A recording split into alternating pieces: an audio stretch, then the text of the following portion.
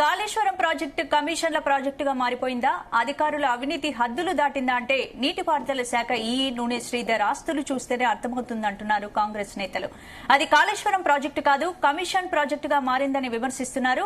అంతేకాదు, ఇప్పుడు బయటపడింది ఒక్క అధికారి మాత్రమేనని, ఇంకా చాలా మంది లెక్కలు బయటపడాల్సి ఉందంటున్నారు కాంగ్రెస్ నేతలు. ఇదే అంశంపై డిస్కస్ చేద్దాం. భరత్, ఏంటి అసలు కాళేశ్వరం ప్రాజెక్టు ఈ ఇంట్లో ఆస్తులు ఉన్నట్లు గుర్తించారు? సాధారణ ఈ ఇంట్లో నిజంగానే అవినీతి అంటే ఇక్కడ మనం ఒక ప్రాజెక్టు ఒక ఇదని మాట్లాడకూడదు. ఎందుకంటే ఇప్పుడు హెచ్ఎండిఏలో బాలకృష్ణ దగ్గర జరిగింది. ఇది మొదటిసారి కాదు. ప్రభుత్వ ఉద్యోగులకు సంబంధించి అప్పట్లో ఆకుల రాజయ్య దగ్గర దొరికిన పరిస్థితి. ఐఏఎస్ అధికారులు, బ్యూరోక్రాట్లు 100 కోట్లు సంపాదిస్తున్న పరిస్థితి. అంటే మనం తీసుకుంది ఒక ప్రాజెక్టా ఒక ఇదా అన్నది కాదు, ఒక గవర్నమెంట్ కాదు. ఇప్పుడు వీళ్లకు 30 సంవత్సరాలుగా ఆయన పనిచేస్తున్నారు ఇరిగేషన్ డిపార్ట్మెంట్ అంటే. సో ఒక ప్రాజెక్టు వల్లనో ఒకదాని వల్ల కాదు, 30 సంవత్సరాలుగా కూడబెట్టుకున్న ఆస్తులు. గవర్నమెంట్స్ ఏవైనా సరే కొద్దిమంది బ్యూరోక్రాట్స్ కానీ కొద్దిమంది కానీ 100 కోట్ల రూపాయలు సంపాదించడం అన్నది మనం ఇక్కడ చూడాలి. అంటే మరి ప్రభుత్వాలు ఏమైనా సరే, అంతకుముందున్న ప్రభుత్వమైనా ఈ ప్రభుత్వమైనా అసలు ఎట్లా పాసిబుల్ అవుతుంది 100 కోట్లు అన్నది? 200 కోట్ల రూపాయల ఆస్తి అనేది ఎట్లా పాసిబుల్ అయింది? లక్షల కోట్ల రూపాయల అవినీతి జరిగిందని కాంగ్రెస్ ప్రభుత్వం వాదిస్తుంది. సరే, కాంగ్రెస్ ప్రభుత్వం వాదిస్తే, కాంగ్రెస్ ప్రభుత్వంలో ఇంజనీర్ గా ఉన్నారు. అప్పుడు జలయజ్ఞం అనేది ఎప్పుడు స్టార్ట్ అయింది? 2004 నుంచి స్టార్ట్ అయింది కదా. ఎల్లంపల్లి ప్రాజెక్టు కట్టిన సందర్భం ఉంది, అది ఉంది. ఇక్కడ మనం చర్చించాల్సిన అంశం ఏంటంటే, ఒక్క ప్రభుత్వ ఉద్యోగి 200 కోట్ల రూపాయల కరప్షన్ వరకు, 200 కోట్ల రూపాయల ఆస్తుల వరకు ఎలా సంపాదించగలుగుతున్నాడన్న టాపిక్ మీద మనం చర్చిద్దాం. ఓకే, సో మనతో పాటు దాసో శ్రవణ్ గారు ఉన్నారు స్టూడియోలో. అట్లాగే టీఎన్జీఓస్ నుంచి జగదీశ్వర్ గారు ఉన్నారు.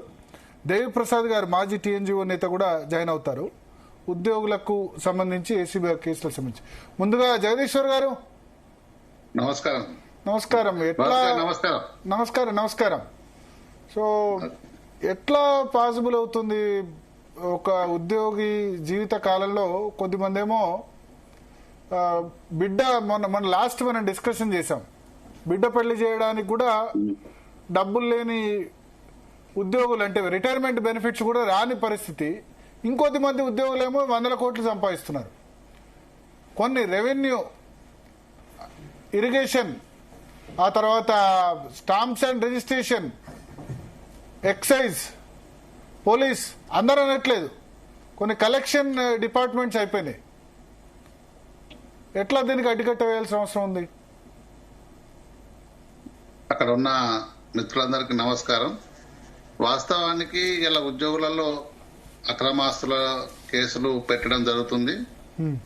ఇలా చాలా మంది ఉద్యోగులు మీరు అన్నట్టు 2-5% ఉద్యోగులకు ఇన్కమ్ వస్తారన్నమాట వాస్తవం. వాళ్ళొక్కలే కాదు, వాస్తవానికి ఏసీబీ ట్రాప్ లో ఒక ప్రభుత్వ ఉద్యోగులే ఇలా ఏసీబీ ట్రాప్ అవుతారు. ప్రభుత్వం నుంచి డబ్బులు తీసుకున్న ప్రతి ఒక్కరిని ఏసీబీ ట్రాప్ చేయవచ్చు. ఎందుకంటే ప్రభుత్వం నుంచి పారదర్శకత తీసుకున్న వాళ్ళని, గౌరవ వేతనమైన. కానీ ఎక్కడ ఇలా ఉద్యోగులే బలవుతారు. అది అక్కడ ఇక్కడ ఉంటాయి. దాన్ని మనం మొత్తం బూచిగా ఇలా ఉద్యోగుల మొత్తాన్ని చూడవలసిన అవసరం లేదు. వాస్తవానికి చాలా మంది ఇందులో ఇన్వాల్వ్మెంట్ ఉంటారు, పొలిటికల్ గా ఉంటది. అక్కడ ఉన్న ప్రతి ఒక్కరి దీనిలో ఇన్వాల్వ్మెంట్ ఉంటది. కాబట్టి అక్కడ మనం ఉన్న ఆస్తులను కూడా ఇలా చూస్తున్నాం. వాళ్ళ చుట్టాలు అందరి పక్క వాళ్ళకి కూడా ఆస్తులు చూసి బినామీ అని పేరు చెప్పి ఇలా 100 కోట్లు 200 కోట్లు చెప్పే పరిస్థితి కూడా ఉంటది. భరత్ గారు, అంటే సరే, చుట్టాలు వాళ్ళ పేరు మీద పెడతారు కదా బినామీ అని చెప్పి. థాయిలాండ్ లోనే ఎక్కడో డెస్టినేషన్ వెడ్డింగ్ చేశారట. అది కాదు అంటే కాదు, నేను అనేది ఏంటంటే, నేను ఒక మాట మాట్లాడతా. ఇప్పుడు మొన్న మీరు ఉద్యోగులు బెనిఫిట్స్, రిటైర్మెంట్ బెనిఫిట్స్, దాని గురించి మాట్లాడారు కదా. దాని గురించి మాట్లాడినప్పుడు ఉద్యోగులకు చెడ్డ పేరు తెచ్చే ఉద్యోగుల గురించి కూడా మాట్లాడాలి కదా ఉద్యోగ సంఘాలు. 100%. యాక్చువల్ గా థాయిలాండ్ అనే వివాహం చేసిందంటే వాళ్ళ వియంకుడు, అసలు లవ్ మ్యారేజ్ అనేది, ఆయన వేరే కమ్యూనిటీ చెందినవాడు. అక్కడ థాయిలాండ్ ఆయన బజార్ల వ్యాపారి, వాళ్ళకి అది ఉన్నది కాబట్టి ఆయన చేసిండు. దాన్ని పట్టుకొని చెప్పడానికి లేదు. కానీ ఏదైనా కరప్షన్ ఎక్కడ చేసినా తప్పే. ప్రభుత్వ ఉద్యోగం చేసినా, పొలిటికల్ పార్టీ వాళ్ళు చేసినా. మరి ఎక్కడ ఇలా ఏసీబీ మా ఓన్లీ ప్రభుత్వ ఉద్యోగం దాడి చేస్తుంది. మరి ఇలా ఇన్కమ్ ట్యాక్స్ కట్టేది ఒక ప్రభుత్వ ఉద్యోగులే రెగ్యులర్ గా కడుతున్నారు. మరి దాన్ని కూడా మనం దృష్టిలో పెట్టుకోవాల్సింది. ఓకే ఓకే శ్రవణ్ గారు, అంటే ఇది ఒక సీరియస్ అంటే మనం రాజకీయాలకు అతీతంగా ఈ చర్చను చేయవలసిన అవసరం ఉంది. ఇది ఒక పెద్ద virus in the governance is the administrative corruption. అది కింది స్థాయిలో కావచ్చు, లేకపోతే సెక్రటరీలు, ప్రిన్సిపల్ సెక్రటరీలు, ఐఏఎస్లు, ఐపీఎస్లు నుంచి మొదలుకుంటే కింది స్థాయి వరకు కూడా పెర్క్యులేట్ కాబట్టేటువంటి ఒక వైరస్. ఈ వైరస్ కోవిడ్ లెక్క మొత్తం అందరికి వచ్చిందా అంటే అందరికి రాకలేదు, కొంతమందికి వచ్చిండొచ్చు, కొంతమంది రాకపోవచ్చు. బట్ ఓవరాల్ గా సిస్టమ్ మనం చూసినాం గతంలో భారతీయుడు అని చెప్పిన సినిమా చూసి మనం ఒక్కడు కరప్షన్ చేస్తే కూడా ఒక వ్యవస్థ అంతా కూడా సర్వనాశనం అయ్యేటువంటి ఒక పరిణామక్రమం ఉంటుంది. కాబట్టి impact of one officer being corrupt or one employee being corrupt is not confined to one incident. అది మొత్తం ఆ సిస్టమ్ అంతా కూడా కరప్ట్ చేస్తుంది. కాబట్టి ఇది ఒక పెద్ద వైరస్, ఇది ఒక సీరియస్ గా తీసుకోవాల్సిన పరిణామం. దీనికి పొలిటికల్ పార్టీ లీడర్స్ కావచ్చు, పొలిటికల్ బాసెస్ కావచ్చు, లేకపోతే అడ్మినిస్ట్రేటివ్ ఆఫీసర్స్ కావచ్చు, ఇవన్నీ కూడా ఒక దుర్మార్గమైనట్టు ఒక నెక్సెస్. ఇది ఈ నెక్సెస్ యొక్క ఫలితమే. కాకపోతే మనం ఎంతసేపటికి ఏంటి అంటే సరే ఇది ఎట్లా దొరికిందో, ఏం దొరికిందో, 200 కోట్లు ఎగ్జాగరేటెడ్ ఇమేజా, పేపర్ వాళ్ళు రాసిందా, మీడియా వాళ్ళు రాసిందా, whatever, we don't know. ACB official press release. Okay, then let's Market believe it. rate. Let's believe it. నూనె శ్రీధర్ గురించి నేను ఒక్క వ్యక్తి గురించి మాట్లాడట్లేదు. హరే రామ్ ఇంతకు ముందు నెల క్రితం, ఓకే, అంతకుముందు బాలకృష్ణ, ఇట్లా చాలా ఉన్నాయి. నేను ఆకుల రాజే కాలం అప్పటి నుంచి నేను చెప్తున్నా. నేను ఏమంటున్నా సార్ అంటే దొరికినోడు దొంగ అయిండు, దొరకనోడు దొరలెక్కనే ఉన్నాడు. ఇవాళ నేను చాలా సందర్భాలు ఉంటుంది ఈ దేశంలో యాంటీ కరప్షన్ బ్యూరో ఒక ఐఏఎస్ ఆఫీసర్ మీద, ఒక ఐపీఎస్ ఆఫీసర్ మీద, ఒక ప్రిన్సిపల్ సెక్రటరీ మీద, లేకపోతే ఒక చీఫ్ సెక్రటరీ మీద, మనకి ఎక్కడో అక్కడిక్కడ కనబడతాయి నార్త్ లో కానీ, అట్లీస్ట్ ఈ మన ఉమ్మడి ఆంధ్రప్రదేశ్ లో మాత్రం అట్లా కరప్షన్ కేసులు. సరే లక్ష్మి గారు పోయినారు, ఇంకా కొంతమంది ఐఏఎస్ ఆఫీసర్లు పోయినప్పటికీ కూడా నిరంతరంగా ఏదైతే ఏసీబీల పట్ల ఇవాళ ఏసీబీ చేస్తున్నటువంటి ఒక ఉద్యోగస్తుల పట్ల జరుగుతున్నట్టు ఒక దాడి అవుతుందో ఇది పెద్దవాళ్ల పైన జరగట్లా, ఇది కేవలం కింది స్థాయిలో ఉన్నటువంటి ఉద్యోగుల పైన జరుగుతా ఉంది. బట్ ఈ 200 తీసుకున్నారు, 500 ఇటువంటి జరుగుతున్నాయి. కానీ పెద్ద పెద్ద నేను ఎప్పుడు అనుకుంటుంటే ఎట్లా ఒక ఐఏఎస్ ఆఫీసర్ ఒక బంజారాయిల్స్ లో ₹1,00,000 జీతం కంటే ఎక్కువ ఉండదు, 1,00,000-2 లక్షలు మ్యాక్సిమం. ఇప్పుడు 3 ఉండొచ్చు. ఐఏఎస్ ఆఫీసర్లు 1000 గజాల ప్లాట్ల ఇన్లెట్ల, బంజారాయిల్స్ లో 1000 గజాల ప్లాట్ల గత పెద్ద బంగ్లాలు ఎట్లా వస్తాయి, ఐపీఎస్ ఆఫీసర్కి ఎట్లా వస్తాయి అని చెప్పని ఎప్పుడు అనుకుంటుండే.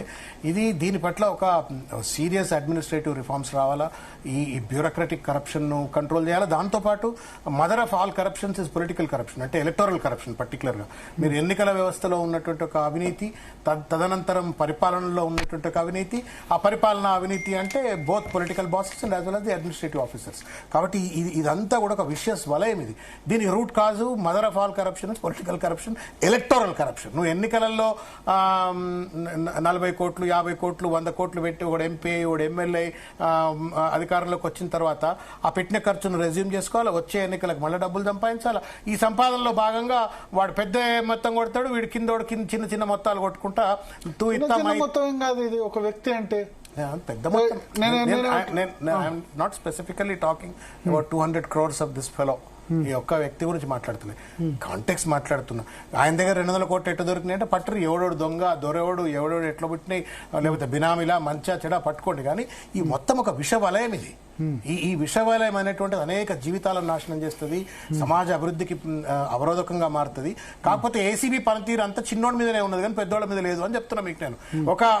ఒక శాసనసభ్యుడిని కూడా జీతం తీసుకుంటాడు, ప్రజల జీతమే తీసుకుంటాడు. నువ్వు ఎప్పుడైనా రైడ్ చేసిండ్రా డిస్ప్రపోర్షనల్ ఎసెట్స్ అని చెప్పని? Why don't you do that? Revanth Reddy మీద చేశారు ఏసీబీ ఏడ చేసింది, ఏసీబీ చేసింది. స్టీఫెన్సన్ చేసింది ఏసీబీ కేసు. దట్ ఈస్ ఓటుకు నోటు దొంగతనం. అదే నేను అది ఓటుకు నోటు దొంగతనం. శాసనసభ్యుడు చేశారు, గవర్నమెంట్ అది వేరు ముచ్చట. నేనేమంటున్నా అంటే ఇదంతా కూడా చిన్న చిన్న ఆఫీసర్లు చిన్న చిన్న వాళ్ళ మీద మాత్రమే అవినీతి నిరోధక శాఖ పనిచేస్తుంది కానీ పెద్దోళ్ల మీద పెద్ద పెద్ద ఇప్పుడు చేసింది కదా, ఇప్పుడు పెద్దోళ్లే వీళ్ళు పెద్ద పెద్ద చర్య తీసుకోని ఎస్సీఏ సూపరింటెండెంట్ ఇంజనీరే ఎస్సీఏ. ఇప్పుడు వాళ్ళ ప్రతినిధులుగా ఉన్న జగదీష్ అన్న వాళ్ళు చెప్పాలా దేవుడు. బట్ ఇప్పుడు నువ్వు శ్రవణ్ చెప్పినట్టు వాస్తవానికి చాలా మంది కరప్షన్స్ ఉంటారు. అంటే ఇలా పొలిటికల్ కరప్షన్ ఉంటది, ప్రజల కరప్షన్ ఉన్నారు, పత్రికా మిత్రులు కరప్షన్ ఉన్నారు, ఉద్యోగులు కరప్షన్స్ ఉన్నారు. ఒక్కళ్ళని కాదు. ఈ కరప్షన్ అనేది ఎట్లా తగ్గియాలనేది మన ప్రభుత్వాలు ఆలోచించాలి తప్ప ఈయన ఒక భారతీయ అవినీతి పడని చెప్పేసి ఆయన 30 కింద ఇల్లు కట్టుకున్నది కూడా అది చూపించారు. అంటే వాస్తవానికి ఇప్పుడే అని కాదు, తాతల ఆస్తులు కూడా ఉంటాయి కొన్ని. అంటే నేను అనేది ఏంటంటే మీరు పొలిటికల్ పార్టీ కరప్షన్ అని చెప్తా, రాజకీయ పార్టీలు కరప్షన్ చేసి ఈ ప్రాజెక్ట్ లో సంబంధించి వాటాలు ఆ కాంట్రాక్ట్ ఏజెన్సీల దగ్గర తీసుకుని ఏం చేస్తున్నారంటే వాళ్ళు ఎలా ఎన్నికల్లో ఖర్చు పెడుతున్నారు. ఎవరికి ఇస్తున్నారు? ప్రజలకు ఇస్తున్నారు కదా, ఓటుకు. మనం మునుగోడులో ఓటుకు 5,000 6,000 లేకపోతే హుజురాబాద్ లో ఓటుకు 5,000 6,000 ఎక్కడి నుంచి వచ్చాయంటే ఈ కాంట్రాక్ట్ సంస్థల దగ్గర వాళ్ళు తీసుకొని వాళ్ళు ఇస్తున్నారు. రాజకీయ పార్టీలు ఎమ్మెల్యే ఎంపీ అభ్యర్థులు కూడా ఎక్కడి నుంచి ఇస్తున్నారు? అదే బయట కాంట్రాక్ట్ లో లేదా భూ కబ్జాలో చేసి తీసుకొచ్చి ఖర్చు పెడుతున్నారు. ఓకే, బట్ ప్రభుత్వ ఉద్యోగులకి వాళ్ళేం ఈ ఖర్చు పెట్టాల్సిన అవసరం లేదు కదా. ఒక ఎగ్జిక్యూటివ్ ఇంజనీర్ నాట్ ఈఎన్సీ కదా, అదే ఈఎన్సీ స్థాయిలో జరిగితే ఏ విధంగా ఉంటుంది?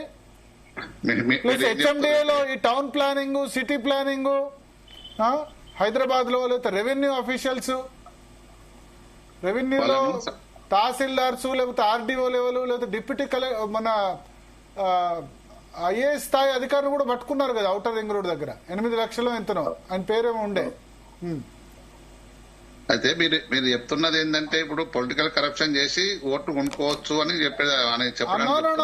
పొలిటికల్ కరప్షన్ చేసి ఓట్లు కొనే విధంగా చేస్తున్నారు రాజకీయ, దాన్ని సమర్థించట్లే. తప్పే, అక్కడ స్టార్ట్ అయింది అది తప్పే. మరి మీరు అన్నారు కదా కరప్షన్, ప్రజలు కరప్షన్ లేకపోతే జర్నలిస్టు కరప్షన్. ఈ వినండి, నేను మాది కూడా చెప్తా.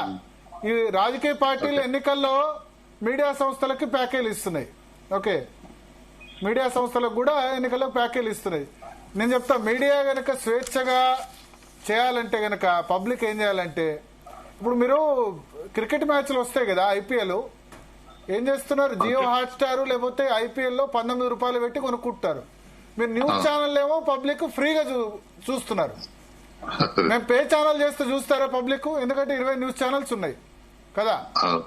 సో అప్పుడు ఎట్లా మరి న్యూస్ ఛానల్ నడవాలంటే ఇంతమంది స్టాఫ్ కావాలి కదా. మేము రాజకీయ పార్టీల ఫండింగ్ మీద, ప్రభుత్వ ఫండింగ్ మీద ఆధారపడకుండా నిష్పాక్షికంగా ఉండాలంటే ఏం చేయాలంటే, మీరు శ్రీలంక పోండి, పాకిస్తాన్ పోండి, బంగ్లాదేశ్ పోండి, యుఎస్ పోండి, అన్ని న్యూస్ ఛానల్స్ కూడా పే ఛానల్స్. అన్ని న్యూస్ పేపర్స్ కూడా మినిమం రోజుకు 30 రూపాయలు కాస్ట్ ఉంటుంది. మనకు 3 రూపాయలకు 5 రూపాయలకు న్యూస్ పేపర్ వస్తుంది. దానివల్ల ఏంది, మీడియా సంస్థలు ప్రభుత్వాల మీద, రాజకీయ పార్టీల మీద ఆధారపడి అది చేస్తున్నాయి. సో పబ్లిక్ అడ్వైజ్ ఏంటంటే, మీరు న్యూస్ ఛానల్స్ కూడా క్రికెట్ చూసినట్టు, ఎంటర్టైన్మెంట్ చూసినట్టు దానికి కూడా డబ్బులు పెడితే, మా జీ తెలుగు న్యూస్ ఉంది 10 పైసలు నెలకు. ఓకే, 10 పైసలు పెట్టి ఎంతమంది సబ్స్క్రైబ్ చేస్తున్నారు అంటే సంవత్సరానికి మాకు ఇచ్చేది రూపాయి. అది కూడా సబ్స్క్రైబ్ చేయట్లేదు చాలా మంది. చెప్తున్నా, 19 రూపాయలు పెట్టి క్రికెట్ మ్యాచ్ చూస్తున్నారు. మీడియా కరప్షన్ గురించి మాట్లాడుతూ చెప్తున్నారు మీడియా సంస్థలు కూడా ఎట్లా. ఒక్కటని ఒక్క విషయం అని కాదు, కరప్షన్ అనేది ఎక్కడ ఉన్నదంటే అంతటా ఉన్నది. కానీ ఎట్లా ఇప్పుడు ప్రభుత్వ ఉద్యోగులు ఇట్లా అయితే, ఒక్కో ప్రభుత్వ ఉద్యోగి ఈ విధంగా 100 కోట్లు సంపాదిస్తే సమాజంలో అన్రెస్ట్ వస్తుంది కదా. ప్రభుత్వ ఉద్యోగం చేసే తప్పే, పొలిటికల్ పార్టీ చేస్తే అందరూ 100 కోట్లు 1000 కోట్లు సంపాదించని చాలా మందికి చూస్తున్నాం. ఎవరు చేసినా తప్పే అని నా భావన. నేను ప్రభుత్వ ఉద్యోగం సమర్థిస్తలేను, అది తప్పే. ఎక్కడో 2% 5% ఉన్న ప్రభుత్వ ఉద్యోగులు కరప్షన్ మొత్తం యావత్ ఉద్యోగుల మీద చూపించడం అనేది తప్పు అని చెప్తున్నాం. యావత్ ఉద్యోగులు అనట్లే, కామన్ గా. దేవిప్రసాద్ గారు, గుడ్ ఈవినింగ్ భరత్ గారు. Good evening. Good evening. చూస్తున్నారు కదా ఇన్సిడెంట్స్, 100 కోట్లు ఎక్కడి నుంచి వస్తున్నాయి. అదంతా ఎక్సాగ్రేటెడ్. ఇప్పుడు 200 కోట్లు దొరుకుతాయని ఏసీబీ ప్రకటిస్తే ఛార్జ్ షీట్ అయ్యే వరకు 100 కోట్లు అయితే ఇవ్వాలి. ఈనాడు పేపర్లో, సాక్షిలో, జ్యోతిలో 200 కోట్లు. సరే, 100 కోట్లు అంటే కూడా తక్కువ కాదు కదా. ఒకటే ఉద్యోగం అంటే 100 కోట్లు కాదు, నేను 10 కోట్లైనా ఎక్కువనే అంటున్నా. ఉండండి, నేనేమంటున్నా, బాగా ఎక్స్ట్రాగ్రేట్ చేసి చూపించేటువంటి పద్ధతి అంటే ఎప్పుడో 2 లక్షలకు 3 లక్షలకు కొనుక్కున్నటువంటి ప్లాటును ఇవాళ ఏమైపోతుందంటే 5 కోట్లకు చూపించి ఆ లెక్కలు వేస్తారు. సరే అది ఏదున్నా కూడా నేనేమంటున్నా, మొత్తం సమాజంలో ఉన్నటువంటి అవినీతిలో భాగంగా ఉద్యోగుల అవినీతిని చూడాలి. మీరు ఒక ఉద్యోగుల అవినీతినే ప్రధానమైనటువంటి అంశంగా చూసి సమాజంలో ఉన్నటువంటి ఇతర అవినీతిని వదిలిపెడితే మనం ఏమంటారుగా పుండుకు మందు ఒక దగ్గర పెట్టానా ఇంకొక దగ్గర పెట్టినట్టు అవుతుంది. కాబట్టి వ్యవస్థలో ఉన్నటువంటి లోపాలని సరిదిద్దడానికి అవసరమైనటువంటి కార్యక్రమాలు ఉండాలి, కార్యాచరణ ఉండాలి. ఎందుకు ఉద్యోగులంతా తీసుకోవాల్సినటువంటి పరిస్థితి వస్తా ఉన్నది, ఎందుకు ఆ పని చేయడానికి ఆయన ఆశిస్తా ఉన్నాడు అనేటువంటి విషయాల మీద ఎప్పుడైనా ప్రభుత్వం ఇన్ని కేసులు అవుతున్నాయి, ఎప్పుడైనా ప్రభుత్వాలు ఎందుకు తీసుకోవాల్సి వచ్చింది? ఇప్పుడు డెఫినెట్ గా నేను చెప్తా నేను అనేది అమీర్పేటలో ఇప్పుడు మీరు అన్నారు 2 లక్షల 3 లక్షల పాటు కదా, అమీర్పేటలో కమర్షియల్ కాంప్లెక్స్, తెల్లాపూర్ లో వీళ్ళ ఇవన్నీ పాసిబుల్ కాదు కదా. హెచ్ఎండిఏలో బాలకృష్ణ దగ్గర 1000 కోట్లు అని చెప్పారు ఆస్తులు. భరత్ గారు నేను ఏమంటున్నా, అటువంటి ఎవరైతే ప్రభుత్వ ప్రజల సొమ్ము తీసుకొని ప్రజాసేవకులుగా ఉన్నటువంటి ఉద్యోగులు ఎవ్వరు కూడా ఎక్కడి నుంచి డబ్బు ఆశించినా అది సరైనది కాదు, తప్పు. దాన్ని తప్పకుండా సంఘాలు ఖండించాలి, పౌర సమాజం ఖండించాలి, ప్రభుత్వం కూడా ఈ విరివిగా ఇదొక ఏమంటారు అంటే దీనికి ఒక చర్యగా చూస్తున్నారు తప్ప. ఇప్పుడు పోలీసులో చూడండి, మీరు పోలీసులకు ఎవరైనా శిక్ష చేయాలంటే ఏజీబీలో పోస్టింగ్ చేస్తారు. ఎందుకు వేస్తారు? ఫోకల్ నాన్ ఫోకల్ అని పెడతారండి ప్రభుత్వాలలో. ఎందుకు పెట్టాల్సినటువంటి అవసరం వస్తుంది? ఇవన్నీ కూడా ఎట్లున్నాయంటే భరత్ గారు, వ్యవస్థలో ఉన్నటువంటి లోపాలని సరిదిద్దాల్సినటువంటి బాధ్యత ఒకటి పాలకుల మీద ఉంటుంది. రెండవది, ఉద్యోగులు ఎవరైనా కూడా డబ్బులు తీసుకుంటే డెఫినెట్ గా వాళ్ళని అవసరమైనటువంటి శిక్ష చేయాలి. ఇవాళ ఏమైపోతుందంటే మీరు మొత్తం చూడండి, పట్టుకున్నటువంటి ఉద్యోగుల్లో అందరూ చిన్న తరగతి ఉద్యోగులు, పంచాయతీ సెక్రటరీలు, లేకుంటే బిల్ కలెక్టర్లు, లేకుంటే డిప్యూటీ తహసీల్దార్లు, లేకుంటే ఆర్ఐలు, లేకుంటే మీరు ఎప్పుడో ఒకడు once in a blue moon IAS IPS ల మీద జరిగేది. ఎందుకంటే పెద్ద అధికారులను ఎందుకంటే ఏసీబీ అధికారి కూడా ఆ స్థాయి అధికారే ఉంటాడు. ఒకవేళ ఆయన దగ్గరికి ఆయన మీద ఏదైనా చేయాలనుకుంటే ఇమీడియట్ గా ఆయనకి ఇన్ఫర్మేషన్ పోతుంది, ఏసీబీ కేసులు జరగవు, రిటైన్ జరగవు. ఎప్పుడైనా ప్రభుత్వాల్లో రాజకీయ జోక్యం ఉంటే డిస్ప్రపోర్షనేట్ కేసులు తప్ప రిటైన్డ్ కేసులు చాలా తక్కువ. మీరు ఐపీఎస్ ఐఏఎస్ అధికారులు, పెద్ద పెద్ద అధికారులకు సంబంధించి కేబినెట్ అధికారుల దగ్గర నుంచి, కేబినెట్ సెక్రటరీల దగ్గర నుంచి మీరు చూడండి. ఎందుకంటే ఇక్కడ లక్షల మంది ఉద్యోగులు ఉంటారు కాబట్టి ఒక 25-30 దొరకంగానే ఈ ఉద్యోగులందరూ కూడా అవినీతి పరులను చిత్రీకరించేటువంటి ఒక ప్రయత్నం చేస్తారు. దీన్ని కూడా తగ్గించాల్సినటువంటి బాధ్యత ఉంది, డెఫినెట్ గా తగ్గించాలి. దానికి ఎటువంటి ప్రణాళికలు వేయాలి, ఎట్లా ముందుకు తీసుకుపోవాలనేటువంటి విషయంలో నాకు తెలిసి 4-5 దశాబ్దాలుగా ఒక్కసారి కూడా ఏ ప్రభుత్వాలు కూడా సరైనటువంటి చర్చ డిపార్ట్మెంట్ వైజ్ ఇప్పుడు మనకి ఏ డిపార్ట్మెంట్ లో జరుగుతుంది కరప్షన్ అన్నది తెలుసు. ఇరిగేషన్, ఇప్పుడు irrigation, R&B, revenue, registration, transport, commercial taxes, education. ఇప్పుడు భరత్ గారు పోలీస్ డిపార్ట్మెంట్. భరత్ గారు పోయిన సంవత్సరంలో జరిగినటువంటి కేసులలో రెవెన్యూలో 31 అయినాయి, పోలీస్ లో 21 కేసులు అయినాయి, పోలీస్ అడ్మినిస్ట్రేషన్ లో 18 కేసులు అయినాయి. ఇరిగేషన్ లో సరే 1-2 ఎప్పుడో ఒకటి, మొన్న ఒకటి, ఇదొకటి, ఇదంతా అది వేరే ఇష్యూ. నేను ఏమంటున్నా, ఏ తిమింగలాలు ఇంకా పడితే ఇంకా చాలా ప్రతి డిపార్ట్మెంట్ వెళ్తాయి, వెళ్లకుండా ఉండయి. ఇంకా ఎవరో కొద్దిమంది చేసేటోళ్ళని కంట్రోల్ చేస్తారు కదా, వాళ్ళని ఎంకరేజ్ చేస్తున్నారు కదా ప్రభుత్వాలు. ఇలా కొంతమంది అధికారుల మీద విపరీతమైనటువంటి ఆరోపణలు వస్తే అధికారులకే పట్టపండాలు ఇస్తున్నారు. ప్రభుత్వాలు ఏవైనా కానివ్వండి, ప్రభుత్వాలను పక్కకు పెడదాం. నేను ఏమంటున్నా, ఇటువంటి వాటి పట్ల సీరియస్ కన్సర్న్ ప్రభుత్వాలకు ఉంటే డెఫినెట్ గా దీన్ని తగ్గించేటువంటి అవకాశం ఉంటుంది. ప్రజలు ఇవాళ ఏ కార్యాలయానికి పోయినా లంచాలు ఇచ్చి పని చేసుకోవాల్సినటువంటి దుర్గతి పట్టడానికి కారణం ఏందనేటువంటి విషయంలో కూడా అందరం ఆలోచించాల్సినటువంటి అవసరం ఉంది. ఇవాళ రైతు తన పట్టా పాస్బుక్ గురించి కానీ, లేకుంటే ఒక పహనీ గురించి కానీ, ఒక లోన్ గురించి కానీ, ఒక చిన్న పని రేషన్ కార్డు గురించి కానీ, లేకుంటే డబుల్ బెడ్రూమ్ గురించి కానీ పోతే ఇలా మనం విరివిగా చూస్తుంటాం ప్రజల దగ్గర. ఎందుకంటే ప్రజల సొమ్ముతోనే వేతనాలు తీసుకుంటున్నటువంటి ఉద్యోగులు కానీ, ప్రజాప్రతినిధులు కానీ, రాజకీయ నాయకులు కానీ, మంత్రులు కానీ, ఎక్కడ వాళ్ళకి ఇప్పుడు మంత్రులు మంత్రులు కానీ ఎమ్మెల్యేలు మీరు ఎలక్షన్ కు అందరం కూడా ఇస్తాం, ప్రజాప్రతినిధిగా ఉన్న వాళ్ళం అబ్డివేట్. అబ్డివేట్ కంటే ₹1 ఎక్కువ ఉంటే ఎవరినైనా డిస్ప్రపోర్షనల్ కింద అరెస్ట్ చేయించిందా భరత్ గారు? ఈ భారతదేశంలో వేల మంది శాసనసభ్యులు ఉన్నారు, వందల మంది మంత్రులు ఉన్నారు, పదుల సంఖ్యలో ముఖ్యమంత్రులు ఉన్నారు. ఎవరికైనా ₹1 పెరిగిందని చూసిండ్రా? అది కూడా ప్రజాస్వామ్యే కదా తీసుకునేది జీతాల రూపంలో. కేవలం ఉద్యోగులు, చిన్న తరగతి ఉద్యోగులు బాధ్యత చేసి ఇక ఉద్యోగులు అందరూ లంచగొండి అనేటువంటి ఒక ముద్ర వేసి ట్యాగ్ చేసి పెట్టడం తప్ప కొన్ని ఒక్క నిమిషం దేవిప్రసాద్ గారు, చిన్న చిన్నవి అంటే నేను చెప్తున్నా, రెవెన్యూ శాఖలో ఆ ఊర్లో రిజిస్ట్రేషన్ దానికి ఆ పేదల్ని వీడిస్తే చిన్న 5,000, 10,000 కూడా ఆ పేదలకి ఎక్కువనే. చెప్తున్నా రిజిస్ట్రేషన్ లో కూడా పేదలు 5,000, 10,000 కూడా ఎక్కువనే అండి వాళ్ళకి. సరే వీళ్ళు ఇరిగేషన్ అంటే ప్రజలతో సంబంధం లేదు, డైరెక్ట్ గా పెద్ద పెద్ద కాంట్రాక్టర్ల దగ్గర తీసుకుంటారు. కానీ మీరు చెప్పే అమౌంట్లు ఆ మున్సిపాలిటీలో లేకపోతే ఆ పంచాయతీ రాజులో అవి తీసుకునే వాళ్ళకి 5,000, 10,000 ఇచ్చే వాళ్ళ స్తోమత కూడా చూడాలి కదా. మనం లంచ అమౌంటే కాదు, లంచం తీసుకుంటున్న వ్యక్తుల స్థాయి కూడా చూడాలి కదా. భరతన్న, ఇప్పుడు మేము తీసుకుంటామని చెప్తలేం. ఇప్పుడు చిన్న పోలీస్ డిపార్ట్మెంట్ ఉంది, కేసుల పేరు మీద 2 సైడ్లు తీసుకుంటారు వాళ్ళు కదా. ఆ లంచం ఇచ్చేవాడి స్తోమత కూడా చూడాలి, అది లూట్ కదా. ఇప్పుడు మీరు భరత్ గారు మీ జ్ఞాపకం, చిన్న ఉద్యోగులు అంటారు కానీ చిన్న ప్రజల దగ్గర తీసుకుంటారు. అది భరత్ గారు ఒక్క నిమిషం, దాసో శ్రవణ్ గారు అదే చెప్తారట. దేవి అన్న తర్వాత మన జగదీష్ అన్న ఇద్దరు కూడా మాట్లాడుతూ కొన్ని కీలకమైనటువంటి ఒక మూలమైన అంశాలు లేవనెత్తిండ్రు. చర్చ దాని దృష్టిలో ఆ దృక్కోణంలో పోతే కొంత లాభం జరుగుతుందని నేను భావిస్తున్నా. ఎందుకు అంటే ఎంపతి ఉండదా, చిన్నోడి దగ్గర 500 రూపాయలు, 1000 రూపాయలు ఎందుకు తీసుకుంటారు అనేటువంటి ఒక చర్చకు కంటే కూడా ఎందుకు ఈ కరప్షన్ అనేటువంటిది అడ్మినిస్ట్రేటివ్ వెనకటి రోజులు లెక్క జీతాలు లేవు, ఇప్పుడు కొంత జీతాలు పెరిగినాయి. ఇవాళ ప్రతి ఒక్క గవర్నమెంట్ ఎంప్లాయీకి కూడా కొంత పే రివిజన్ స్కేల్స్ కావచ్చు, డిఏలు కావచ్చు పెరిగిపోయి కొంత జీతాలు వచ్చినాయి.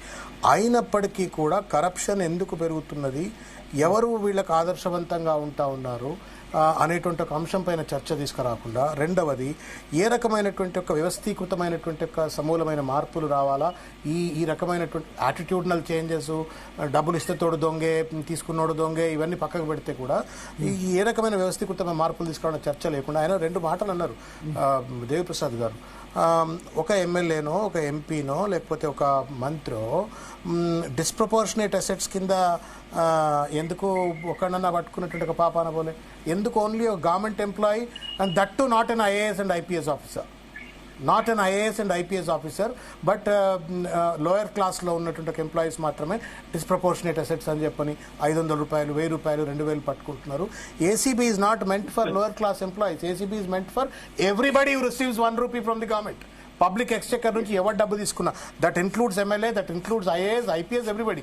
ఎందుకు వాళ్ళ పైన దాడులు జరగవు అంటే సెలెక్టివ్గా మేము కూడా ఉన్నాము, మేము కూడా అవినీతిని నిరోధిస్తున్నాము అనేటువంటి ఒక భావనను ప్రభుత్వాలు చేపట్టడం కోసం ఏసీబీని టూల్గా వాడుకుంటున్నారు, లేదా వెపన్స్గా మాట్లాడుకుంటున్నారు. మీరు గత ప్రభుత్వంలో కొంచెం అప్పుడు మంత్రికో అప్పుడు ఉన్నోళ్ళకో కొంచెం ఫేవర్గా పనిచేసి చల్ నేను అధికారంలోకి వచ్చిన, ఏసీబీను పంపించాలని మీ పైన రాడి చేయించాలా, పట్టుకోవాలా, ఈ రకంగా ఒక సెలెక్టివ్గా టార్గెటెడ్గా పొలిటికల్గా టూల్గా ఏసీబీని వాడుకున్నప్పుడు, ఇలా సిబిఐని ఎట్లయితే వాడుకుంటున్నారో కేంద్ర స్థాయిలో వాడుకుంటున్నప్పుడు ఈ సమస్యకు పరిష్కారం రాదు. నేను సుశీల్ చంద్ర గారు 2021-22 ప్రాంతంలో ఉన్న చీఫ్ ఎలక్షన్ కమిషనర్ దగ్గరికి నేను ఏదో ఒక బై ఎలక్షన్ సంబంధించి కరప్షన్ విషయంలో పోయినప్పుడు నేను సూటిగా అడిగిన, నేను out of my ignorance or whatever it is I ఐ ఆస్క్డ్, నేరుగా అడిగిన, సార్ మీరు ఇంత పెద్ద వ్యవస్థ కదా, ఎన్నికల కమిషన్ 5 బెంచ్ కమిషన్ కూర్చుంది, ఆ 5 బెంచ్ కమిషన్ కూర్చున్నప్పుడు నేను ఓపెన్గా అడిగిన, మీరు ఎప్పుడన్నా మొత్తం భారతదేశంలో ఇన్ని సంవత్సరాలుగా ఇన్నిసార్లు ఎలక్షన్స్ కండక్ట్ చేస్తారు, మీరు ఇన్నిసార్లు ఎలక్షన్ కండక్ట్ చేసినప్పుడు మీకు ఒక ఎమ్మెల్యేకు 40 లక్షలు అంటారు, ఒక ఎంపీకి 75 లక్షలు అంటారు. ఎప్పుడైనా ఎక్కడైనా ఏ సందర్భంలోనైనా 40 లక్షలు దాటిండు అని ఒక ఎమ్మెల్యే పోటీ చేసిన అభ్యర్థులు పట్టుకొని మీరు డిస్క్వాలిఫై చేసినారా ఎలక్షన్స్ అంటే, ఎంపీని చేసినారా అని అంటే, ఈ looked at me with pale ice. What ఈ టాకింగ్ టైప్లో చూస్తే నేను మళ్ళీ రిపీటెడ్గా అడిగితే ఆయన నవ్వి మీరు ఎవిడెన్స్లు ఉంటే ఇవ్వండి, హుజురాబాద్లో ఎవిడెన్స్లు ఉంటాయి అండ్ ఇంకో దగ్గర ఎవిడెన్స్లు ఉంటే వీల్ టేక్ కొన్ని చెప్పాలంటే యూపీ, బీహార్ ఇటువంటి నార్త్ ఇండియాలో దాటదు. ఎక్కడైతే దాటుతుందో తమిళనాడు కావచ్చు, కర్ణాటక కావచ్చు, ఆంధ్రప్రదేశ్ కావచ్చు. మీకు చెప్పాలా, మన ఘనాపాటీలు, మన పెట్టుబడిదారులు, మన వ్యాపారస్తులు, మన రియల్ ఎస్టేట్ కాంట్రాక్టర్లు, ఇరిగేషన్ కాంట్రాక్టర్లు నార్త్ కూడా పోతున్నారు ఇవాళ. నేను అందుకే చెప్తా ఉన్నా, mother of all corruptions is electoral corruption. If you don't set that right you will have no. నేను ఒక సింపుల్ అండి, 40 కోట్లు పెట్టి నేను ఖర్చు పెట్టి ఎమ్మెల్యే అయిన తర్వాత, నేను మంత్రి కుర్చీలో కూర్చున్న తర్వాత నేను పోయి నేను నా కింద ఆఫీసర్ను నువ్వు పైసలు తినకరా నేను ఎట్లా చెప్పాలా? నేను ఏ మోరల్ అథారిటీ తోటి నేను వాడికి చెప్పాలా? ఒక ఐఏఎస్ ఆఫీసర్ 2-3 లక్షల రూపాయల జీతం కంటే ఎక్కువ రాదు.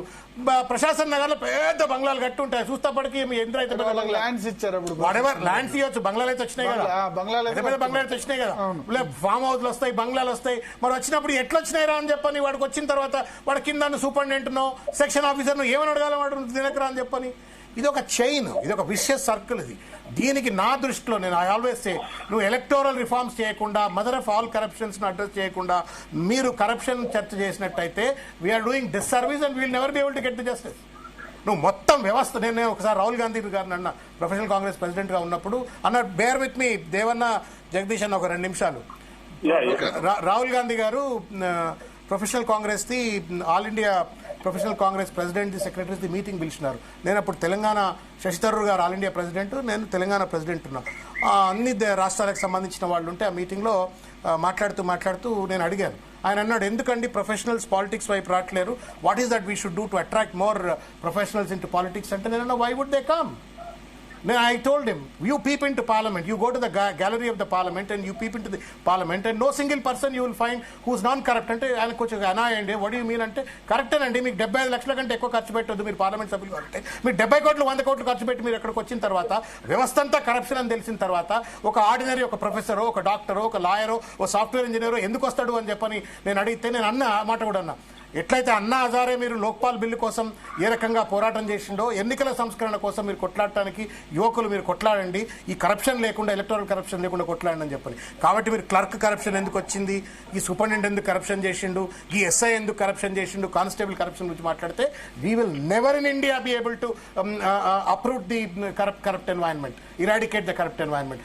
పైన కొట్టాలా, మీరు కుంభస్థలం కొట్టాలా, అక్కడ మీరు ట్రాన్స్ఫార్మ్ చేస్తేనే కింద మారుతుంది. అది మార్చకుండా మీరు ఏం మార్చలేదు. ఇది రాజకీయాలకు అతీతంగా జరగవలసిన చర్చ. ఇది ఈ దేశంలో రాజకీయాలకు అతీతంగానే democracy, we are not in democracy. Pasham Yadagiri గారు ఎప్పుడు అంటుంటారు, దిస్ ఇస్ క్లెప్టోక్రసీ. ఇది వీఆర్ నాట్ ఇన్ డెమోక్రసీ. ప్రజలను పాపం ఓట్లేసే యంత్రాలుగా మార్చేసినాం. ప్రజలు ఓట్లు ఇస్తే, పైసలు ఇస్తే తప్ప మేము బయటకు రామన్నట్టు పరిస్థితి ప్రజలను కూడా మార్చేసినాం. You are talking about corruption of a clerk, but we are also talk about corruption of an voter. వాడు 2,000 రూపాయలు ఇస్తేనే, నువ్వు 2,000 ఏమిస్తావు సరే, 5,000 ఇస్తావు అంటుండే. నువ్వు టీచర్స్ బాటిల్ ఏమిస్తావు సరే, జానీవాకర్ బాటిల్ ఇస్తావు అంటుండే. గ్రాడ్యుయేట్ ఎలక్షన్స్ ముందా కోడి ముందాకు సమాధానం లేదు. అందుకే అంటున్నా నేను, మదర్ ఆఫ్ ఆల్ కరప్షన్ అలవాటు చేసిన రాజకీయ, అందుకే అంటున్నాను, మదర్ ఆఫ్ ఆల్ కరప్షన్స్ ను అడ్రస్ చేయండి. మీరు మీలాంటి మీడియా సంస్థలు కానీ, లేకపోతే దేవన్న కానీ, జగదీష్ అన్న కానీ, కొన్ని చోట్ల నేను చెప్తా, కొన్ని చోట్ల ఓటర్లు పోయి ధర్నా చేస్తున్నారు. పైసలు రాలేదు, అందలేదు కాబట్టి ఎవరు పోలింగ్ బూత్ వాళ్ళకు కూడా అడిగే హక్కు లేదు. వ్యవస్థను మనం స్పొరాడిక్ గా ఈయన దగ్గర 2 దొరికి. మొన్న ఆశ్చర్యకరం ఏంటంటే, టీచర్ ఎమ్మెల్సీలో టీచర్ ఎమ్మెల్సీలు, గ్రాడ్యుయేట్ ఎమ్మెల్సీలలో నువ్వు డబ్బులు తీసుకొని ఓట్లేస్తామని అంటే కామన్ పబ్లిక్ ఎంత దుర్మార్గంగా వచ్చిందంటే ఎలక్షన్ వ్యవస్థ. కామన్ పబ్లిక్ పెద్ద పెద్ద అపార్ట్మెంట్లు ఉంటాయి. అయితే ఒకటి, టీచర్ ఎమ్మెల్సీలో మేము రేజ్ చేశాం, టీచర్ ఎమ్మెల్సీలో డబ్బులు తీసుకోవడం ఏంటని చెప్తే, కొద్దిమంది టీచర్లు మాకేం ఎస్ఎంఎస్ పెట్టారంటే, మిగతా అన్ని డిపార్ట్మెంట్స్ అన్ని కూడా corrupted departments, irrigation, revenue, corruption కి అవకాశం లేని డిపార్ట్మెంట్ మాది, ఇప్పుడన్నా మేము తీసుకోవద్దా అని అన్నారు. Irrigation, registration, revenue, stamps, police, ఇవన్నీ కూడా కరప్షన్. టీచర్లకు ఎవరు లంచం ఇవ్వాలి, ఇచ్చుడు లంచం లేదు, మేమే జేబులోంచి ఖర్చు పెడతాం ఇంకా పిల్లలకు. మాకు ఇప్పుడన్నా మేము తీసుకోకపోతే ఎట్లా అని నాకు మెసేజ్ పెట్టారు. మీరు చెప్పరు అంటే నాకు ఎవరు మెచ్చారంటే, నిజమే పాపం కరప్షన్ లెస్ కరప్ట్ లేని డిపార్ట్మెంట్ దొరికింది కదా ఇక అని చెప్పి వీళ్ళు మందు బాటిల్లో లేకపోతే 5,000 10,000 తీసుకున్నారు. కానీ రిప్రజెంటేటివ్ కదా, వాళ్ళ టీచర్ల సమస్యల గురించి ఆయన వాళ్ళు కొట్లాడలేరు. అది కూడా కార్పొరేట్ అయిపోయింది. ఇంతకాలం ఓన్లీ టీచర్లకు గ్రాడ్యుయేట్లకు మాత్రమే ఎమ్మెల్సీ స్పెసిఫిక్ గా ఎందుకు పెట్టిందంటే వాళ్ళు మేధావులని చెప్పి అక్కడ కూడా కార్పొరేటీకరణ చేసేసారు, స్కోప్ ఇచ్చారు. ఇక వాళ్ళ టీచర్ల సమస్య గురించి ఏం మాట్లాడతారు? కార్పొరేట్ కాలేజ్ ఇప్పుడు మొన్న చైతన్య నారాయణ గురించి మాట్లాడతారు కాదు. ఇప్పుడు మొన్న నేను చెప్తా, ప్రభుత్వ ఉద్యోగుల డిఏ గురించి వచ్చింది. ఆ టీచర్ ఎమ్మెల్సీలు కానీ లేకపోతే ఆ గ్రాడ్యుయేట్ ఎమ్మెల్సీలు ఏమైనా మాట్లాడారా? గెలిచిన వాళ్ళు మాట్లాడారా? రిటైర్మెంట్ ఏజ్ 62, 63 అన్నారు. ఆ గ్రాడ్యుయేట్ ఎమ్మెల్సీలు మాట్లాడారా? మొన్న గెలిచిన వాళ్ళు మాట్లాడలే కదా, మరేం లాభం కదా. గ్రాడ్యుయేట్ పైసలు తీసుకున్నారు కదా, ఇదే ఉంటుంది. డిఏల గురించి మాట్లాడారా? ఇదే మళ్ళా ఎంప్లాయీస్ యూనియన్స్ మాట్లాడే తప్ప ఆ టీచర్ ఎమ్మెల్సీలు వాళ్ళు మాట్లాడినట్టు నాకు అనిపించలేదు. గ్రాడ్యుయేట్ ఎమ్మెల్సీ స్టేట్మెంట్ కూడా ఎక్కడ చూడలేదు నేను, మా ప్రభుత్వ ఉద్యోగులకు ఇవ్వాలని చెప్పి. సో అంటే మన ప్రభుత్వ ఉద్యోగుల్లో 50% టీచర్స్ ఉన్నారు దాదాపు. నేను ఒక టీచర్, రిటైర్డ్ టీచర్ కొడుకునే. బట్ ఏంటంటే ఇప్పుడు కొన్ని కరప్షన్ డిపార్ట్మెంట్ చూసి వాళ్ళు కూడా అరే ఆ డిపార్ట్మెంట్ అయితే బాగుండు అనే పరిస్థితి ఉంది. పోలీసుల్లో కూడా సివిల్ పోలీస్ అయితే బాగుంటుంది, ఎందుకంటే ఏఆర్ గ్రేవెన్స్ అయితే మాకు రూపాయి కూడా దొరకదు. 30% అడిషనల్ అలవెన్స్ ఏదో వస్తుంది ఏఆర్. సో ఒకరిని చూసి ఒకళ్ళు ఇన్ఫ్లుయెన్స్ అవుతున్నారు కదా. సో అందుకని నేను చెప్తున్నా ఇక్కడ ఏమంటారు కాళేశ్వరం కమిషన్ అంటే కాళేశ్వరం నీళ్ళు అక్కడ చేరినట్టు కాళేశ్వరం కమిషన్ ప్రజలకు కూడా జరిగింది. ప్రజలు కూడా భాగస్వాములు. కాళేశ్వరంలో అవినీతి జరిగిందంటే కాళేశ్వరం పైసలే కదా హుజురాబాద్ లో దుబ్బాకలో లేకపోతే మొన్న ఎలక్షన్ లో ఖర్చు పెట్టింది. అదే ఆ ఇంజనీరింగ్ సంస్థనే బీజేపీకి ఇచ్చింది ఎలక్ట్రల్ బాండ్స్. అదే ఇంజనీరింగ్ సంస్థ కాంగ్రెస్ పార్టీ జాతీయ ఆఫీస్, నేషనల్ ఆఫీస్ కట్టించిందట. తర్వాత అదే సంస్థ ఇచ్చింది. మన భరత్ గారు అదే కాంట్రాక్టర్ రామాలయ నిర్మాణానికి డబ్బులు ఇచ్చింది. ఇప్పుడు భరత్ అన్న, హలో చెప్పండి భరత్ అన్న, ఇప్పుడు టీచర్లకు మా ఉద్యోగులకు వాళ్ళు కరప్షన్ వీళ్ళు కరప్షన్ కాదని చెప్తుండ్రు. యాక్చువల్ గా ఇప్పుడున్న రాజకీయ నాయకులు వాళ్ళ కార్యకర్తలు కూడా డబ్బులు ఇవ్వదు, వాళ్ళు ఎంబడి తిరగరు. ఒక్కళ్ళు కాదు, ఇది మొత్తం ఈ వ్యవస్థ కరప్షన్ వ్యవస్థ. ఇంట్లో కాదు స్కూళ్లలో కూడా ఉంది, ఆ ఫీజులలో ఉన్నది. 20,000 రిసిప్ట్ ఇచ్చి 4 లక్షలు తీసుకున్న స్కూల్స్ కూడా ఉన్నాయి. గవర్నమెంట్ టీచర్లు ఏం చేయగలుగుతారులేండి ఇక్కడ కరప్షన్? గవర్నమెంట్ టీచర్లు కాదు, ప్రైవేట్ టీచర్లు. నేను చెప్తారా, కొద్దిమంది టీచర్లు పాపం వాళ్లే మెరిట్ స్టూడెంట్స్ కు డబ్బులు ఖర్చు పెట్టి అది చేసిన ఉన్నాయి. కొద్దిమంది టీచర్లు ఏంటంటే ప్రైవేట్ పిల్లలకి బ్యాగులు, ఇప్పుడు మా ఊర్లో అయితే ప్రైవేట్ టీచర్లు చదువు గవర్నమెంట్ పిల్లలకి బ్యాగులు గానీ ఇట్లా స్పాన్సర్ చేసిన సందర్భం ఉంది. మా మిత్రుడే ప్రతి సంవత్సరం బ్యాగులు అడ్జేస్తాడు. నేను చెప్తున్నా, నేను చెప్పేది గురించి మాట్లాడదు, గవర్నమెంట్ టీచర్ గురించి మాట్లాడతాను. నేను ప్రైవేటు స్కూళ్లలో ఎంత ఫీజుతో అది దోపిడీ కదా. 20,000 ఫీజు ఇచ్చేసి ట్యూషన్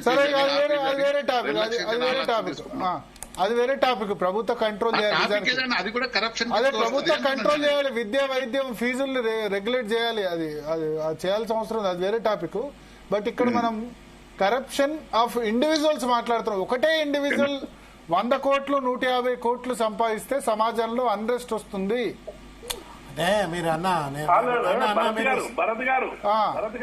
ఒక్కళ్ళకే 100-150 కోట్లు మిగతా వాళ్ళు ఉంటే అన్రెస్ట్ వస్తుంది సమాజం అంటున్నా.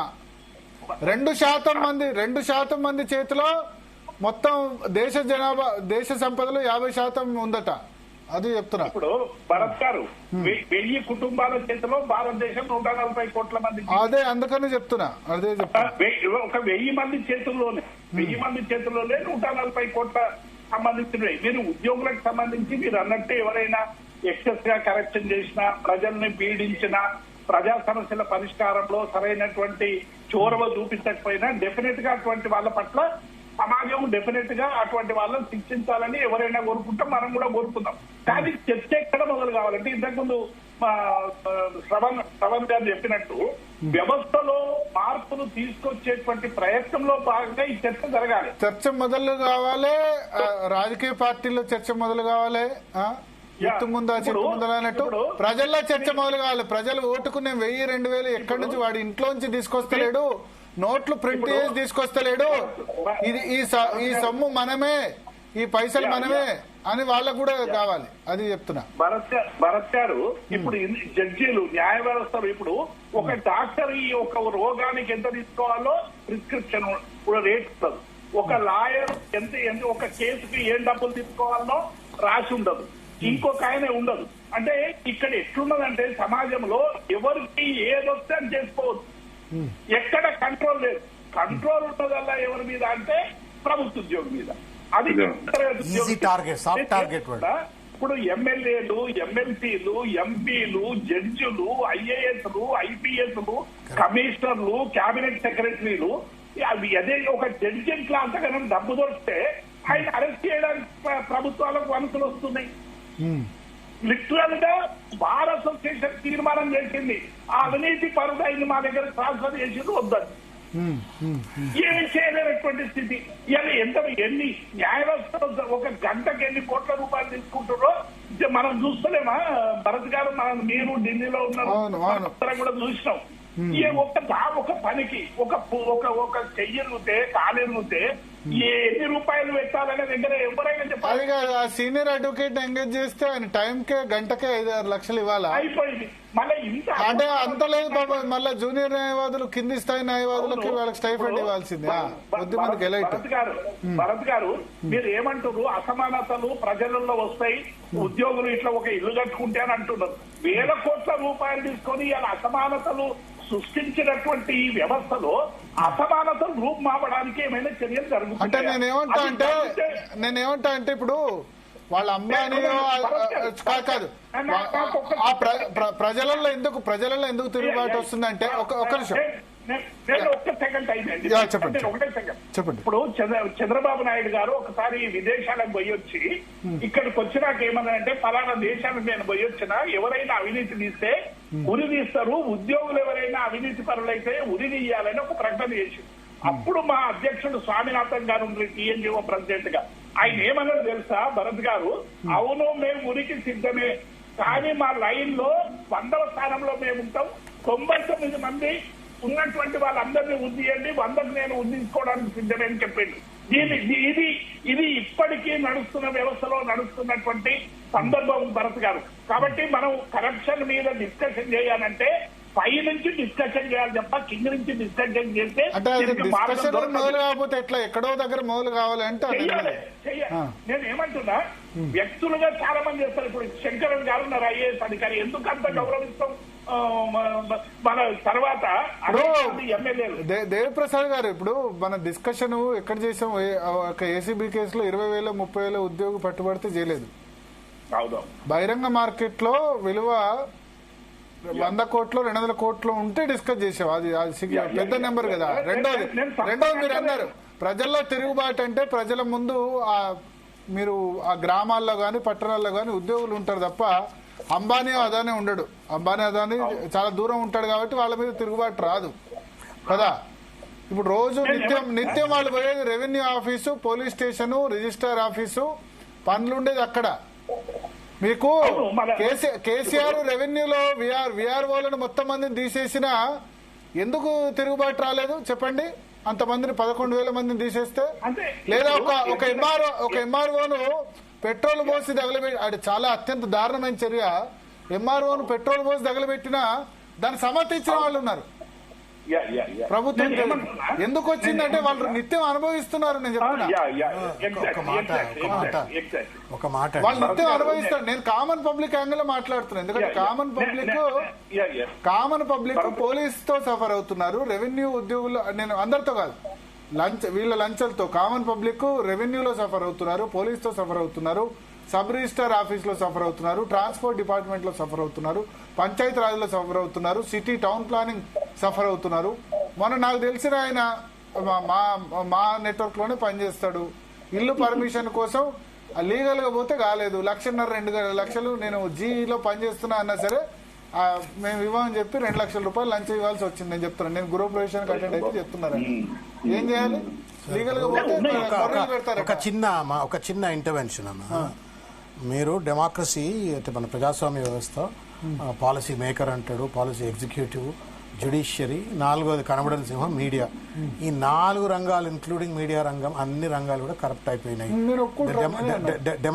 Democracy is the largest hypocrisy. భారతదేశంలో ప్రజాస్వామ్యం కాదు, ఇది కేవలం పెట్టుబడిదారుల మెజారిటీ పెట్టుబడిదారుల యొక్క వ్యవస్థగా మారింది. మీడియాలో బ్లాక్ మెయిలర్స్ తయారైనారు, స్టోరీ లేచి డబ్బులు తీసుకుంటారు, రకరకాల కథలు ఉన్నాయి. దాంతో ఇంకొకటి ఏంటి అంటే, ఇప్పుడు మేము మేనేజ్మెంట్ లో చదువుకుంటప్పుడు డగ్లస్ మెగ్రెగర్ థియరీ అని ఒకటి ఉంటుందండి, హాట్ స్టవ్ రూల్ అని చెప్పని అంటారు. ఈ హాట్ స్టవ్ రూల్ ఏంటి అంటే, స్టవ్ దేవన్న ముట్టుకున్నా నేను ముట్టుకున్నా ఎర్రగా కాలుతున్నప్పుడు ముట్టుకుంటే అందరికి సమానంగా కాలుతుంది. పెద్ద కులపోవడనో పెద్ద పదవడనో కాదు, ఎవరికైనా ఇన్స్టెంట్ ఇమీడియట్ గా కాలుతుంది, సమానంగా కాలుతుంది. ఆ రకమైనటువంటి ఒక రీతిలో మన దగ్గర డిసిప్లినరీ యాక్షన్స్ లేవు. ఇవాళ కోర్టుల పేరు మీదనో కేసుల పేరు మీదనో సంవత్సరాల తరబడి కొట్లాడతారు, తర్వాత వాళ్ళ పేరు మీద ఏ రకమైన కేసులు లేకుండా బయటకు వచ్చేట పరిస్థితి. ఇది పైనుంచి కింది దాకా మీరు శాసన సభ్యులు కావచ్చు, పార్లమెంట్ సభ్యులు కావచ్చు, ఐఏఎస్ ఆఫీసర్లు కావచ్చు, ఐపీఎస్ ఆఫీసర్లు కావచ్చు, కింది దాకా ఈ వ్యవస్థను సమూలంగా మార్చకపోతే పెద్ద ఎత్తున వ్యవస్థ సమూలంగా మార్చాలి. కానీ ఎక్కడో దగ్గర చర్చ స్టార్ట్ కావాలి. నేను చాలా సందర్భాల్లో I use to feel sad. మీతో కూడా మాట్లాడాను, మీరు గుర్తుందో లేదో, టీచర్ గ్రాడ్యుయేట్ అయినప్పుడు, ఎలక్షన్స్ అయినప్పుడు, ఎమ్మెల్సీ తర్వాత గ్రాడ్యుయేట్ ఎమ్మెల్సీ ఎలక్షన్స్ అయినప్పుడు, when I realise that graduates చదువుకున్న వాళ్ళు ఖైరతాబాద్ లో అప్పుడు పోటీ చేసినప్పుడు ఆ మిగతా క్యాండిడేట్స్ కంటే ఏం తక్కువ అయినా 35,000 ఎందుకు వచ్చి? ప్రజలు అంత చెడిపోయిన చెప్తారు కదా ఎందుకు వచ్చి? ఎందుకంటే డబ్బులు మీరు వంచలేదు, వాళ్ళు వంచారు కదా. మన్మోహన్ సింగ్ ఓడిపోయినాడు, అరుణ్ జైట్లీ ఓడిపోయినాడు. అంబేద్కర్ ను తీసుకొస్తే ఓడిపోతాడు. ఇప్పుడు మీరు అంబేద్కర్ ను 400 మహాత్మా గాంధీని పెడితే ఓడిపోతాడు, కోరేగాంలో అంబేద్కర్ నిలబెడితే కూడా ఓడిపోతారు ఇవాళ, అన్లెస్ దే హావ్. ఇవాళ చర్చ పెట్టేది నేను కారణం ఏం చెప్తున్నా అంటే, ఇది ఉద్యోగులు మొత్తం మందికి వ్యతిరేకం కాదు. ఏదో 10,000 20,000 దొరికితే చర్చ పెట్టలే నేను. 100 కోట్లు 100-150 కోట్లు అంటే చిన్నప్పటి నుంచి అంటే 100-150 కోట్ల దాన్ని కూడా సమర్థించడం కరెక్ట్ కాదు. ఏ ఉద్యోగి సంపాదించలేడా వచ్చే జీతంతో? అంత ఆస్తులు ఉన్నవాడు ఉద్యోగం చేయడు. ఫస్ట్ ఇప్పుడు ఏ ఉద్యోగి అయినా 2% 5% ఉద్యోగి అవినీతి పాలు ఉంటారు, మొత్తం టోటల్ ఉండరు. ఒకటి ఈ పొలిటికల్ వాస్తవానికి 2% 5% కూడా సామాన్య ప్రజల్ని ఇబ్బంది చేయొద్దని మీరు రిక్వెస్ట్ చేయాలి. పేదల దగ్గర పీడించొద్దు అని చెప్పాలి కదా. ఆ పీడించొద్దు, మేము కూడా మా మీటింగ్ లో చెప్తున్నాం, మీరు బలి కావద్దు, ఇది పొలిటికల్ గా బలి ఉంటది. అన్ని ఏసీబీ ట్రాప్లు ఇవన్నీ ఒరిజినల్ జరగవు, పొలిటికల్ బలి కూడా ఉంటది. ఇవి ఒక మంచి ఇంజనీర్ తీసుకొచ్చి ఒక ప్రాజెక్ట్ కట్టు అంటే ఎవరు ఆయనకు పోస్టింగ్ ఇయ్యరు, ఎవరు వర్క్ చేయనియరు. వాస్తవానికి మీకు తెలుసు, అందరికి తెలుసు. అక్కడ ఉన్న శ్రావణన్న మా దేవన్నకు మేము యాక్చువల్ గా ప్రభుత్వాలు కూడా ఇంజనీర్లు కొర్రీలు వేస్తారని చెప్పి వాళ్ళు కూడా ఫోన్లే అని వదిలేయాల్సి. అది కొర్రీ అంటారా? ప్రాజెక్ట్ పని ముందుకు పోనివారని చెప్పి కొర్రీలే, పని ముందుకు పోనివారు. లీగల్ గా అయితే ఇప్పుడు కొన్ని ఏంటంటే ఫాస్ట్ గా కంప్లీట్ కావాలంటే పోనీ తినని అని ప్రభుత్వాలు, ఎంపీలు, ఎమ్మెల్యేలు కూడా చూస్తారు. అంతేనా? ఇప్పుడు కాళేశ్వరం సంబంధించి అంతే. కేసీఆర్ ఫాస్ట్ కట్టాలనుకున్నప్పుడు అయ్యా చెప్పండి. గాంధీ మెడికల్ కాలేజీలో ఆనాడు రాడికల్ విద్యార్థి సంఘంలో పనిచేసే ఒక డాక్టర్, చాలా ఆదర్శవంతమైనటువంటి డాక్టర్, ఆయనకి ఏమి పైరవీ లేకపోవడం మూలన తీసుకొచ్చి మా నర్సాపూర్ పోస్ట్ మా హాస్పిటల్లో వేసింది. అక్కడ ఆయన ఏంటంటే ఉదయం లేవంగానే ఏం చేయాలి, పోస్ట్ మార్టం చేయాలి. వచ్చిన శవం తీసుకురాగానే ఈయనకు తెలియకనే బలవంతంగా 500 పెట్టి తొందరగా చేసుకొని పోయేటువంటి వ్యవస్థ. ఈయన పరిస్థితి ఏమైందంటే చివరికి రోజు వాళ్ళు వస్తాయని ఎదురు చూసేటువంటి పరిస్థితికి దిగజారు భరత్ గారు. అని నాకు చెప్తున్నాడా, ఎట్లయిపోయినాం మేము, ఎక్కడి నుంచి వచ్చినాము, ఎక్కడికి అయిపోయినాం, ఏంటి? నేను పేరు చెప్పగానే ఇవాళ ఒక పెద్ద నేత కూడా నాకు అదే చెప్పారు, పెద్ద ఉద్యోగ సంఘ నేత కూడా అదే చెప్పారు. ఏంటంటే నేను కూడా పోస్ట్ మార్టం కు డబ్బులు ఇవ్వాల్సి వచ్చింది ఉద్యోగుల సంఘ నేత. ఇప్పుడు పోస్ట్ మార్టం దగ్గర ఎందుకంటే వాళ్ళు పోస్ట్ మార్టం దగ్గర డబ్బులు ఇవ్వకపోతే శవం తొందర రాదు. అందుకనే అది విన్న తర్వాత నాకు చర్చ పెట్టాలనిపించింది. ఏంటంటే పొద్దున్న లేవాలి, ఏంటంటే చాలా పెద్ద నేత కూడా ఆయన కూడా శవం దగ్గర పోస్ట్ మార్టం దగ్గర ఇవ్వాల్సి వచ్చింది. కానీ ఎందుకంటే వాడు పాపం తక్కువ జీతం అవుట్ 15,000 సోర్సింగ్ 20,000 15,000 20,000 ముక్కు మూసుకొని ఉంటాడు. ఇక సరే 4-5,000 ఇవ్వండి శవం పెట్టాడని చెప్పి ఇవ్వాల్సి వచ్చింది. అందుకని అది విని అరే అంతే పరిస్థితి. అది విన్న తర్వాత నేను డిసైడ్ అయినా పొద్దున్నే దీని మీద చర్చ పెట్టాలని చెప్పి. మంచి ప్రయత్నం చేస్తున్నారు భరత్. ఇది మంచిదే, చర్చ జరగాలి. అంటే ఈ చర్చ జరుగుతుంటే పై చర్చ జరుగుతుంది. అంటే నేను చర్చలో దీనిలో రాజకీయ పార్టీలు, ఎమ్మెల్యేలు, ఎంపీలు వీళ్ళంతా భాగస్వాములు. నేను ఉద్యోగులు అనట్లేదు, బట్ ఉద్యోగులు ఈ కామన్ పబ్లిక్ ను పీడించడం కనుక మానేస్తే ఈ డిపార్ట్మెంట్స్, ఇక్కడ పోలీస్ డిపార్ట్మెంట్ 2 సైడ్ల పైసలు తీసుకొని వాళ్ళని అటు ఇటు పోలీస్ స్టేషన్ తెప్పించి మధ్యలో అది చేస్తారు సెటిల్. పెద్ద మనుషులు ఇవన్నీ జరుగుతున్నాయి, అవన్నీ కూడా ఆగాలి. సో ఒక నిమిషం, ఇప్పుడే మీరే చెప్పి ఒక టీచర్ గురించి ఆయన సొంత డబ్బులు పెట్టి ఖర్చు పెట్టి ఒక టీచర్ గురించి చెప్పారు. ఒక పంచాయతీ సెక్రటరీ ఆ ఊరును బాగుపరిచిన పంచాయతీ సెక్రటరీని 100 మందికి చెప్తా ఉన్నారు. అటువంటి వాళ్ళు మా దోస్తు ఒక లేడీ, ఆమె ఊరు మొత్తం బాగు చేసింది. ఆ ఊరు వాళ్ళు ఏడ్చారు, ఆమె రిజైన్ చేసింది పోస్ట్ కు. టీచర్లు పోతే కూడా చేస్తారు, ట్రాన్స్లేట్ కూడా చేస్తారు. వాళ్ళకి good and bad both is there. Predominant గా ఇప్పుడు రాటన్ యాపిల్ అంటాం మనం. రాటన్ యాపిల్ అనే బాస్కెట్ ఏంటంటే ఒక్క యాపిల్ చెడిపోతే కూడా over a period of time మొత్తం అన్ని యాపిల్ చెడగొడుతుంది. ఒక్కదంటే కొన్ని డిపార్ట్మెంట్ లో మెజారిటీ ఎక్కువ మంది చెడిపోయిన వాళ్ళు, దాన్ని కరెక్ట్ చేయాలి. సిస్టమ్ అంత ఎఫెక్ట్ అవుతుంది అన్న, చేయాలి, దాన్ని కరెక్ట్ చేయాలి. ఎందుకంటే లేకపోతే ఇప్పుడు సమాజంలో ఉద్యోగుల మీద ఈర్ష్య, అసూయ, ద్వేషం ఇవన్నీ పోవాలంటే దానికి మీరు పూనుకోవాలి. అది భరతన్న మీరు మళ్ళా అదే ఐ బెగ్ టు డిఫర్ ఎక్కడ అంటే ఉద్యోగస్తుల దగ్గర చర్చ మొదలు పెడుతున్నారు. వాళ్ళ పైన ఒక వ్యవస్థ ఉంది, అదే చెప్తారు. పొలిటికల్ సిస్టమ్ లో కరప్షన్ గురించి అడ్రస్ చేయక పెట్టుబడిదారు వ్యవస్థను రాజకీయంగా పెట్టుబడిదారు వ్యవస్థ రాజకీయాన్ని కంట్రోల్ చేసినంత కాలం ఇప్పుడు జ్యుడిషియరీ తర్వాత ఈ పాలసీ ఎగ్జిక్యూటర్స్. నేను జస్టిస్ వర్మ ఇంట్లో గాలబెట్టి నోట్లు దొరికిన రోజు ఆ రోజు చర్చ పెట్టా. కాళేశ్వరం కరప్షన్ అంటే దాని మీద చర్చ పెట్టా. ఇవాళ 200 కోట్లు దొరికాయంటే దాని మీద చర్చ పెట్టా. కాంటెక్స్ట్ బట్టి చర్చ పెడుతుంది తప్ప ఉద్యోగులు అంటే నేను అందుకని చెప్తాను. 15,000 దొరికిన రోజు 20,000 దొరికిన రోజు చర్చ పెట్టలే, కానీ 100 కోట్లు దొరికిన రోజు చర్చ పెట్టకపోతే నేను అన్యాయం చేసిన వాడిని అవుతా కదా. అవునా కదా, చర్చ పెట్టాలి, చాలా మంది అవేర్నెస్ తీసుకురావాలి. మేము కూడా మా ఉద్యోగులలో ప్రతి మీటింగ్ లో ఇదే చెప్తున్నాం. చిన్న ఉద్యోగులు మనం సేవ చేసే మనకు భాగ్యం మనకు దొరికింది. మన ఉద్యోగులకు ఆ సేవ చేసే పరిస్థితి మనకే ఉంది, ఎవరికి లేదు. చాలా మంది ఉద్యోగులు కూడా ఇంతకుముందు చెప్తున్నా, వాస్తవానికి పోస్ట్ మార్టం చేసే వ్యక్తి కూడా ఈ ప్రభుత్వాలు కూడా చూడాలి. 10,000 వరకు అవుట్ సోర్సింగ్ అని పెడితే ఆ శవాల కుళ్ళిపోయిన శవాలను తీసుకొస్తాడు. అంటే నేను అది ఎంకరేజ్ చేస్తాను. ప్రభుత్వాలు కూడా చాలా జీతాలు ఇచ్చేసి వాళ్ళని ఇలా కుటుంబాలు బతుకు అంటే చాలా కష్టం. వాళ్ళకు కూడా మంచి జీతాలు ఇచ్చేసి వాళ్ళు కరప్షన్ చేస్తే అవసరం వస్తే వాళ్ళు రిమోవ్ ది సర్వీస్ చేస్తే చేయాలి.